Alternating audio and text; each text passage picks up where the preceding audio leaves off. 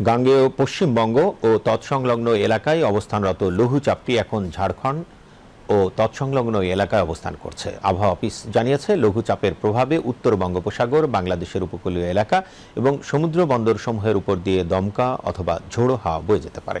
চট্টগ্রাম, কক্সবাজার, মংলা ও পায়রা সমুদ্র বন্দরসমূহকে ৩ নম্বর স্থানীয় সতর্ক সংকেত, আমি আবার বলছি ৩ নম্বর স্থানীয় সতর্ক সংকেত দেখিয়ে যেতে বলা হয়েছে।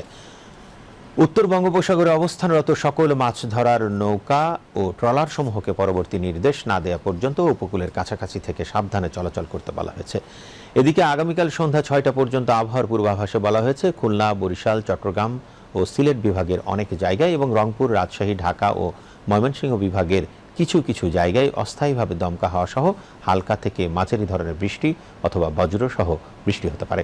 সেই সাথে সারা দেশের কোথাও কোথাও মাঝারি ধরনের ভারী থেকে ভারী বর্ষণ হতে পারে। সারা দেশে রাত এবং দিনের তাপমাত্রা প্রায় অপরিবর্তিত থাকতে পারে। আজ দেশের সর্বোচ্চ তাপমাত্রা রেকর্ড করা হয় ফেনীতে ৩৫.৫ ডিগ্রি সেলসিয়াস। রাজধানী ঢাকার সর্বোচ্চ তাপমাত্রা রেকর্ড করা হয় ৩৪ ডিগ্রি সেলসিয়াস।